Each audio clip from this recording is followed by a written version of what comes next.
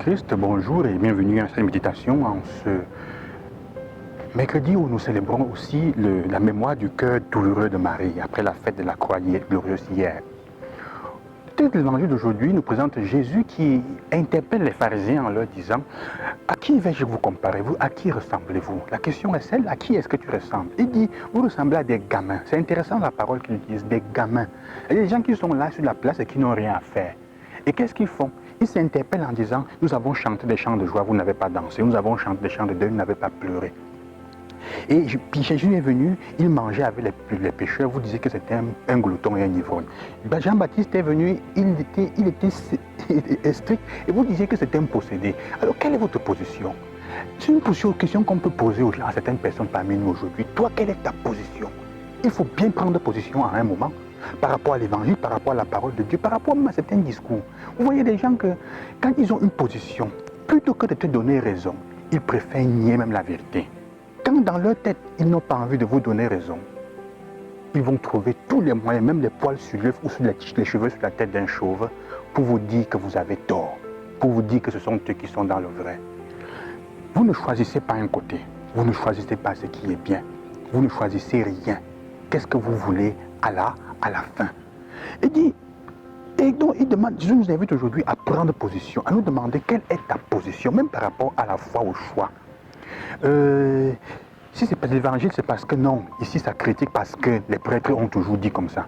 Non, ici Jésus est trop bon, non, il est trop là, on ne peut pas. Mais attends, on ne peut pas faire comme ça. Il y a des gens, même surtout des personnes qui ont des responsabilités, qui sont incapables ou refusent de faire un choix. Pourquoi? Parce que peut-être le choix qu'elles ont à faire donne raison à quelqu'un qui est plus faible qu'elles. Donne raison à quelqu'un qui est considéré ne pas être à leur niveau. On a une position sociale et parce qu'on est le chef de famille, parce qu'on est un prêtre, parce qu'on est une soeur, parce qu'on est un responsable d'un service, parce qu'on ne peut pas se contredire, les autres ne peuvent pas avoir raison à ta place. C'est toi qui as toujours raison. Et plutôt que accepter ça, tu préfères dire non. Tous les deux ont tort, même là où on voit qu'il y a la vérité. Jésus dit, faites attention. C'est un acte qu'on appelle, c'est un geste de cynisme. Ceux qui ont toujours raison, et quand ils discutent même avec toi, c'est pour te montrer à tout prix que tu as tort. Quel que soit ce que tu dis, il ou elle va trouver un élément de tort dans ce que... Et il va le grossir de telle manière que ça va sembler couvrir même le bien qu'il y a. Quand il faut à un moment choisir, il faut choisir à quoi appartenir. Alors Jésus pose la question, à qui ressembles-tu? À quoi est-ce... Quelle est ta position? On peut te comparer avec qui? Il y a des gens qui ne vont pas à l'église parce que, comme je disais, les prêtres et ceux-ci font du mal. Et ils ne vont quand même pas aller dans une autre parce que, et ceci, mais à la fin, le problème est en toi. Le problème est en toi. L'incapacité d'accepter, de choisir, de bouger. Et si tu ne bouges pas, au contraire, tu es mort. Quand on accepte, quand on reste sur place, on est mort. Il faut bien prendre une position.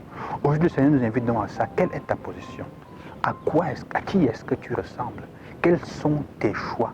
Et demandons au Seigneur la grâce surtout de ne pas aussi regarder toujours les défauts des autres, regarder ce qui est mauvais dans l'autre, et toujours, comment dire, mais d'apprendre nous aussi à voir le bien quand il est là, et à l'embrasser, même s'il n'est pas de notre côté. Que Dieu vous accompagne, qui vous aide, qui vous donne la grâce de l'ouverture pour ne pas être cynique dans la vie. Nous sommes très cyniques parfois, c'est notre pain quotidien, hein? Même avec les enfants. Que le Seigneur vous accompagne, qui vous bénisse, et que Marie, notre mère, vous accompagne. Loué soit Jésus-Christ.